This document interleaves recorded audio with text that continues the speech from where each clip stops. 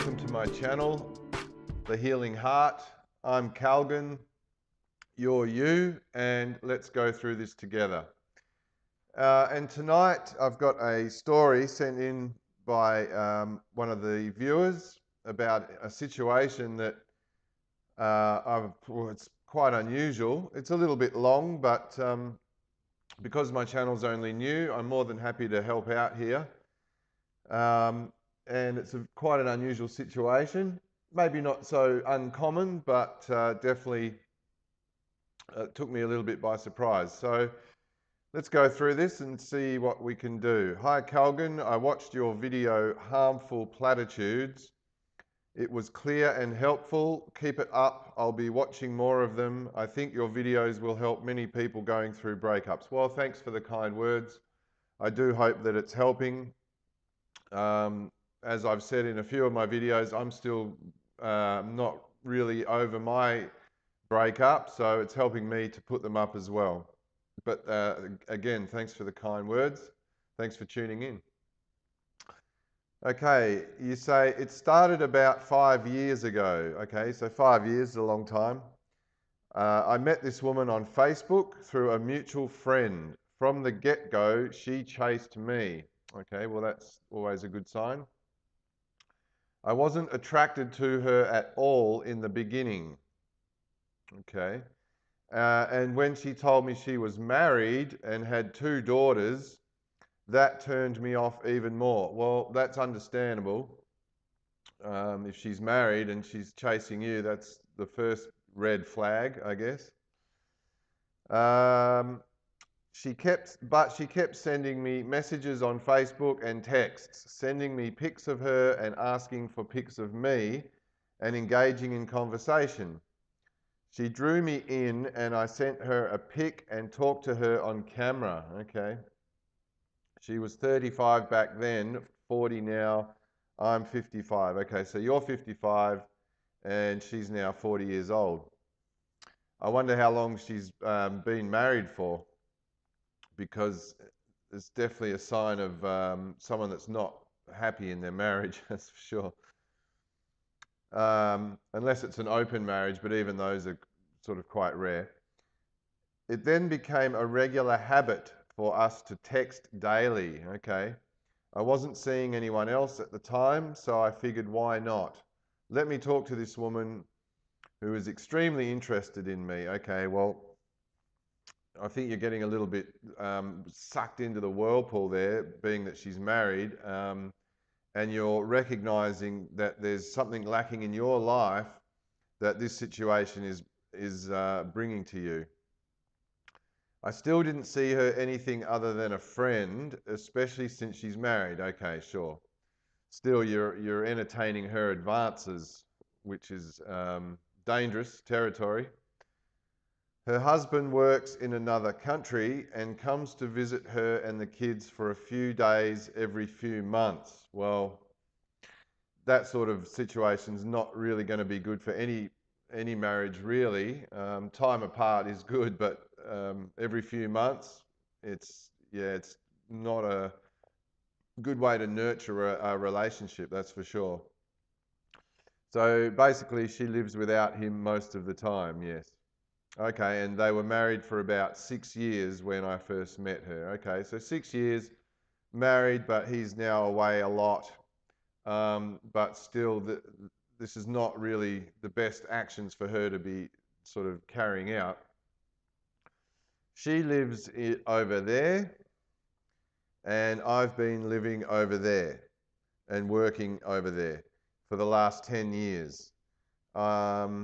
I teach English as a second language to the natives over there, and I've never been to her city, okay, at this point. You've never been to where she lives. This woman was crazy about me, always sending messages, asking what I'm doing, where I'm at, sending more pics of herself, even though she's married to another guy. All right, well, what's happening there is you're being love bombed, basically.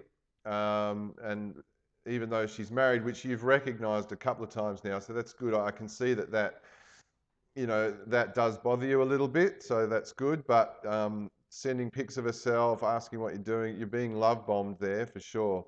And that's what's sucking you further in.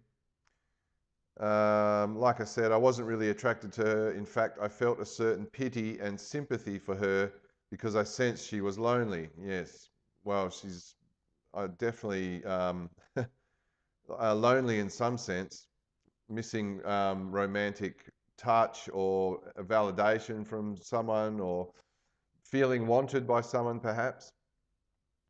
The main barrier in my mind to getting closer to her was the fact she was a wife and a mother. Well, that's good that that's a barrier in your mind, but still you're still heading down a dangerous path, I feel. Um, in addition to the questionable morality of it, the idea just didn't appeal to me. But I was single and not talking to any other girl at the time, and she was pushing hard.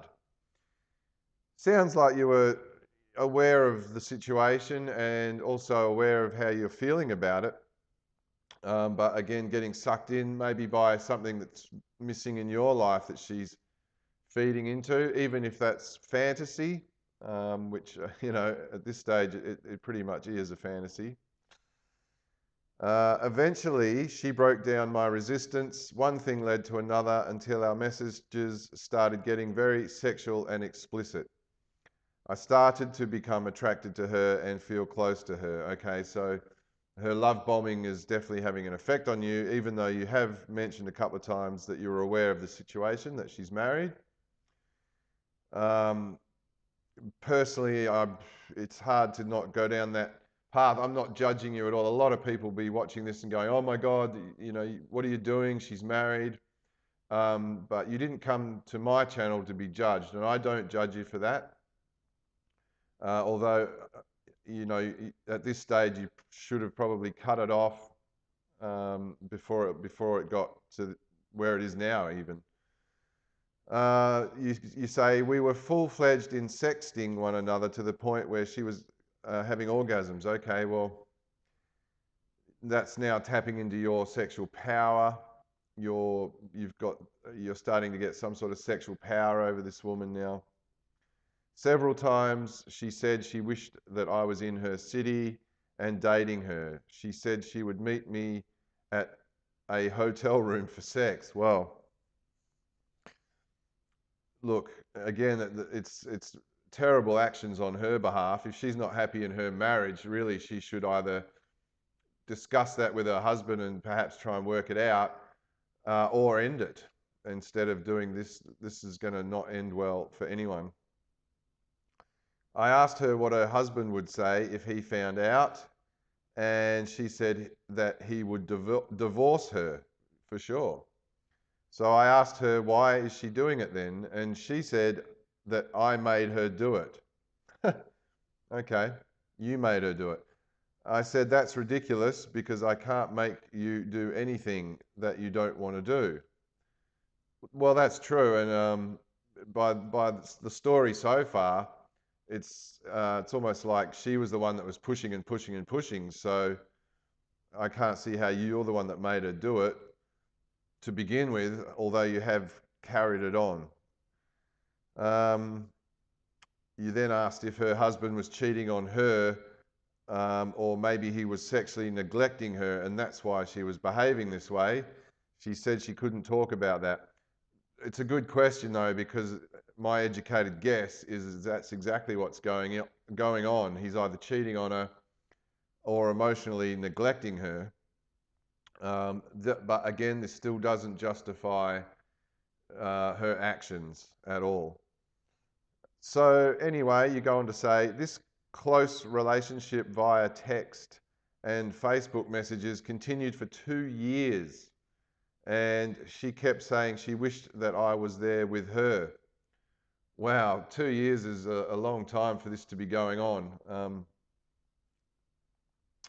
I can't imagine the turmoil that you've been in through this, because this woman obviously feeds a lot of needs that you have, but she's married and living in another country. So, bad situation, unfortunately for you.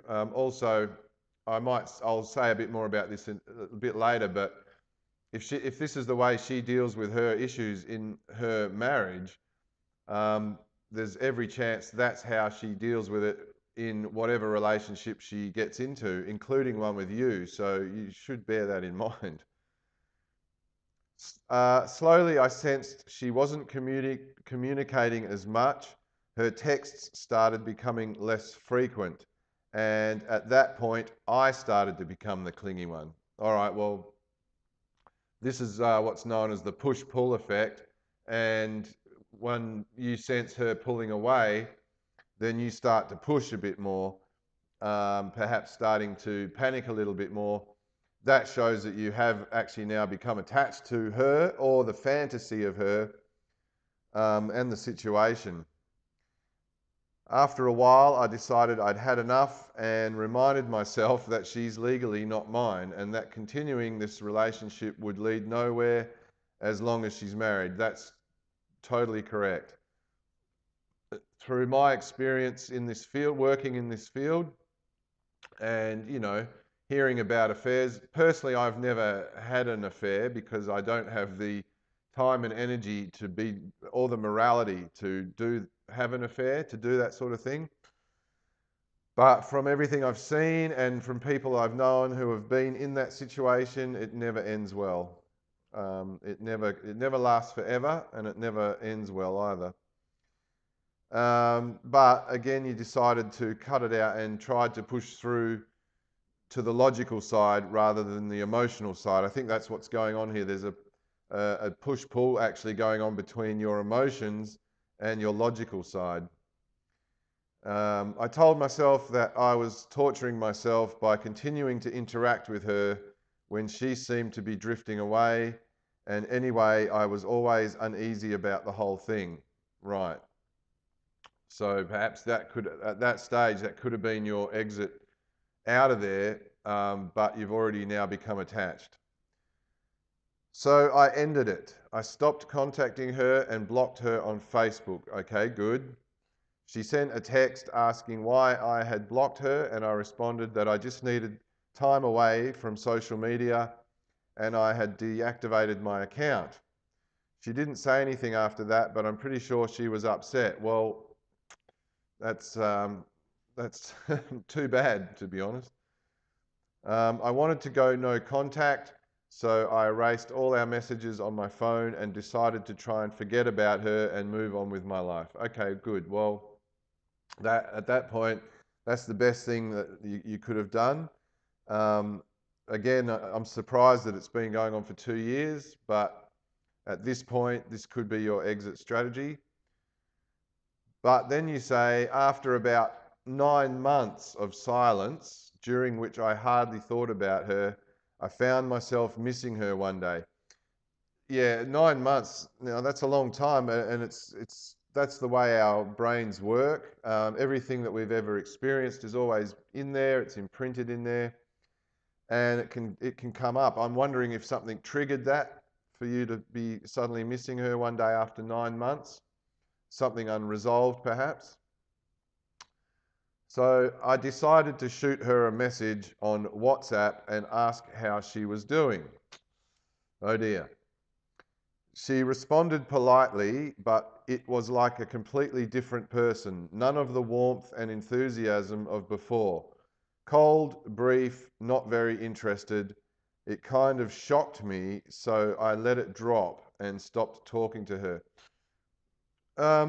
I think where you say it kind of shocked me, then that says that you were probably expecting something different, expecting maybe it was going to be how it was when you cut it off 9 months before.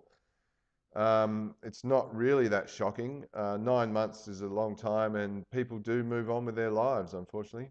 Well, not unfortunately, but that's what happens. 4 months after this, I was going through a rough patch in my life and thought it would be comforting to talk to her again. Okay, so this is a further 4 months now, so over a year, and the rough patch in your life was the trigger, okay? And also because you obviously don't have someone else there for that comfort. You contacted her on WhatsApp. Again, this time she was rude, condescending, and arrogant. This time she sounded not interested in me at all. And at one point, she even said she was too good for me. Well, my friend, don't listen to that, because if this is the way she conducts her marriage and any issues she has in a relationship, she is definitely not too good for you at all. In fact, she's not really a girl that you would want to be involved with. I figured I figured she was talking this way because she was angry that I had ignored her for 9 months. When you say ignored, did she try and communicate with you in that 9 months? Because if not, well, then you haven't really ignored her. You say, I tried to get her to open up to me and tell me what's wrong, but she refused. After about a month of frequently texting her, I gave up and let it drop again. Okay, well, this is again, this is that push-pull effect happening over more of an extended period of time than what we normally see. This is very common in the early stages of a breakup, over the first, say, couple of months or so. But over this period of time, it's a little bit surprising, to be honest, and certainly more uncommon. And then you go on to say, 5 months after that, I came across some news of an acquaintance of mine, a girl who had recently done something that this woman was interested in. So I sent my ex pics from the article, hoping to engage her in conversation again.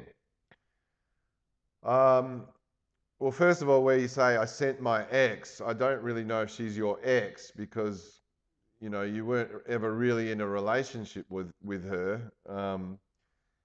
And 5 months, again, you're hoping to engage her in conversation. There's definitely something going on inside of you that is being unmet, that she fulfills in some way despite the situation.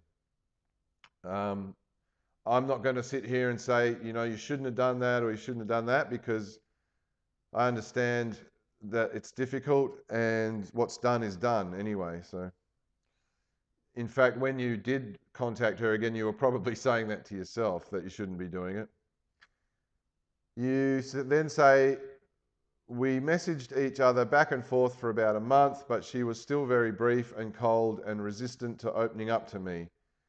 Then one day I was teasing her about something, and apparently she got offended and said bye. That was the last I ever heard from her. Okay. For about 3 weeks after that, I sent her sporadic messages in an attempt to get her talking again, but no luck. Well, 3 weeks, that's obviously telling you something. And I think, I haven't read through this the whole way, but I'm sort of hoping that this is the message you'll be getting loud and clear any minute now.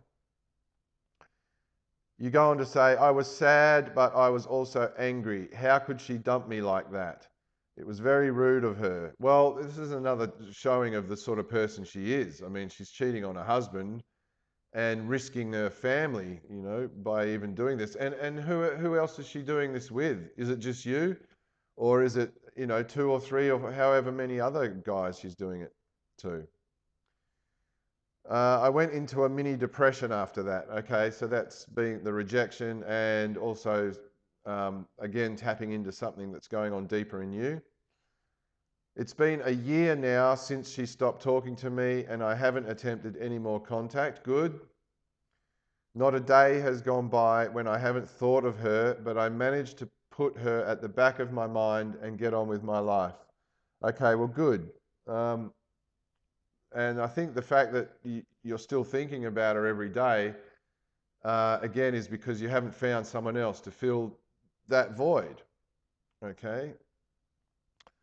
Then you say, last week I happened to go to her city for the first time in my life to attend a conference. Being in her city was a surreal experience. I felt a crushing sense of sadness mixed with anger. Thoughts of what could have been filled my mind. I had to fight the urge to contact her, and I succeeded. Well done. I know it's difficult.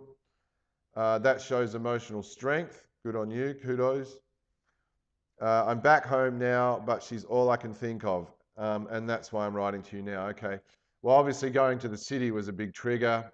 Even if you hadn't thought of her for a while, going there would have definitely been a trigger and brought stuff up because there's a lot of stuff that's happened here that's been unresolved, really. It wasn't really what you would call a relationship, but it also didn't get the opportunity to end and run its course like a relationship normally does. You say, I've dated 2 girls and even had sex with them, but it felt empty afterwards. My ex looms like a legend in my mind. Yes, so, you know, again, you can go on many dates and go out with many people in your life, but it's rarer to find that deep connection. And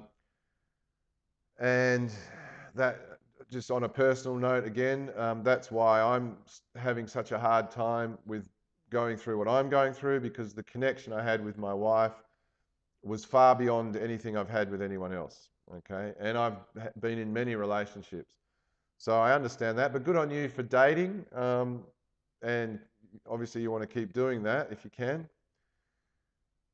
So a couple of questions. Do you think I should try to rekindle the relationship with her? No, I do not. Um, there's there's 10 types of messy going on over there, I can tell you. What can I do to re-attract her? At this point, nothing, and you shouldn't even try to. The fact she's married, the fact she's miles away, it's just not something that you should be letting you drag you down, letting it drag your life down, because that's really what it's doing now. This is not love, this is addiction, and this is also being now detrimental to your life.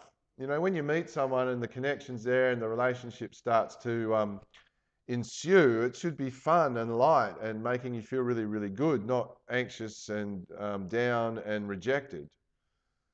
So don't do this, look for that. Will she contact me again, or is it over? Well, that's the question that every breakup coach on the internet gets asked, and the honest answer is no one can tell you that. Will she contact me again, or is it over? No one can know that. Look, I'm not even going to comment. There's no way to know. Maybe she will, and maybe she won't, but there's no point pursuing anything further with her until she's either out of that marriage. But even then, and like I said before, I'd be very cautious about starting any relationship with a woman that conducts herself like this. Will she contact me again? I hope not. Is it all totally up to her now? Well, not really, because you've got a choice now. What do you want in your life? Do you want this, or do you want something healthier? You know, I've got no doubt with the way the world is these days, with the internet, air travel, you know, there's a lot of ways to actually meet someone, and you continue sort of going on dates and stuff, and when you get onto that right vibrational level, then you'll attract someone into your life that is meant to be there. That's the way I look at it anyway. How can she forget me so easily after being head over heels with me for so long? Feelings change, people change. You know, how could my wife go from wanting to have children with me to now we don't talk anymore? And you know, people change, feelings change. I think it's a bit sad that it happens so easily these days.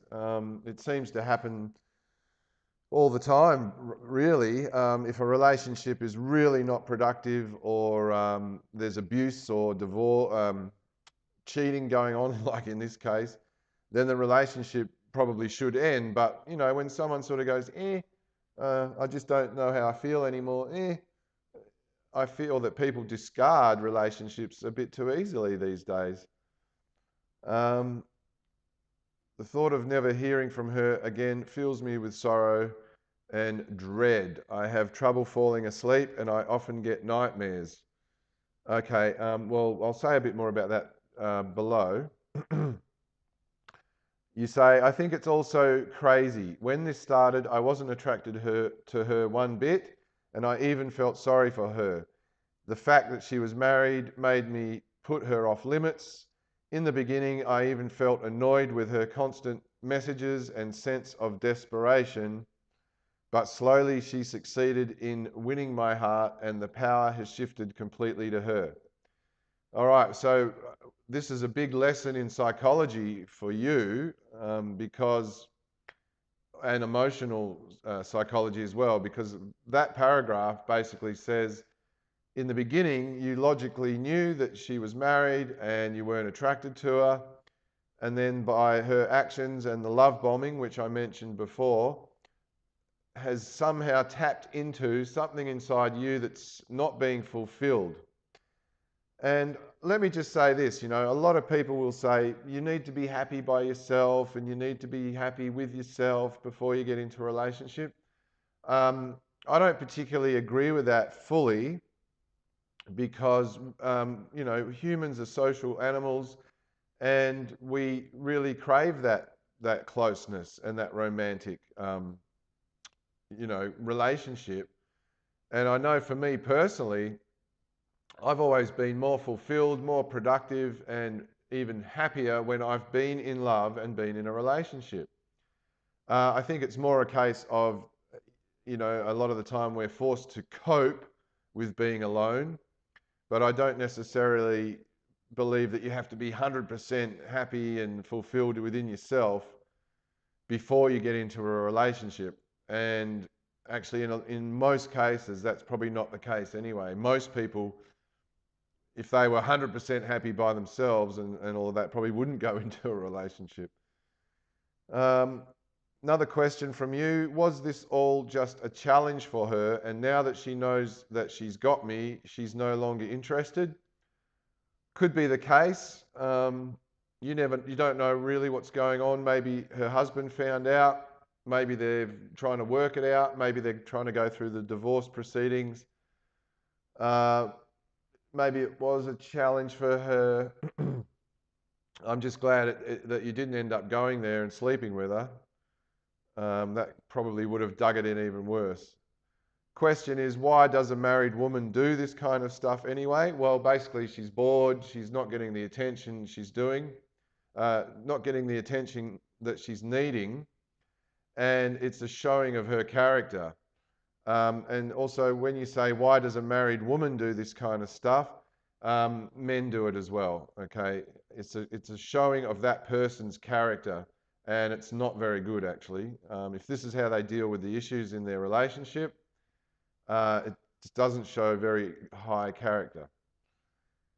You say here, I've read that about 25% of affairs end up with the affairees getting married, and most of those marriages break up after 2 years. Okay, well, I haven't seen that stat, but I'll go with that. But I do know that, affairs, like I said earlier, generally don't end up in a good way, either way you slice it. Then you add, still, one hopes to be one of those rare happily ever after stories. Well, that hope, my friend, has led you down a difficult path. And I have to be honest with you, this is not going to be one of those happily ever after stories. It would take, it would take an immense amount of work, even if she came to you and said, I've divorced my husband, I'm moving to where you are, I want to be with you. There would be flowers and celebrations for a few months maybe, but all of this is going to creep into your mind at some stage. And if it then happened to you, I would not be surprised, because if this is how she deals with whatever issues she's having, this is how she deals with it. Did my no contact of 9 months cause her to hate me? Well, if it did, then that's her reaction. I think you did the right thing by cutting it off. If it made her angry or hate you, that's just her reaction and that's hers to own. Okay, you go on to say, I'm also wondering if I'm feeling love simply because of rejection. Now that is a good question, because what you'll find is that in a lot of relationships, one person starts to become disinterested, bored, neglectful, that sort of thing. But then when the other person sort of has enough and calls it off, suddenly this other person's, oh, deeply in love with them, and I'm crazy in love with her and I have to have her back. So definitely it's the rejection that's driving this. I don't know anything at this point, but I do know that I want to be with her badly. Well, look, let me reframe that. Possibly you don't want to be with her badly, but whatever it was that she was fulfilling in you, that's what you want. That is the part of you that is needing whatever it is that she's giving to you. Okay, so it's not really that you want to be with her badly, it's that you want that to be fulfilled, that thing inside you. Should I reframe the whole episode as me being lucky and not getting involved in actual physical infidelity? Maybe I dodged a bullet here. Right woman, wrong time. Well, definitely, depending on the husband and who he's tied up with, you may have dodged several bullets as you drove away.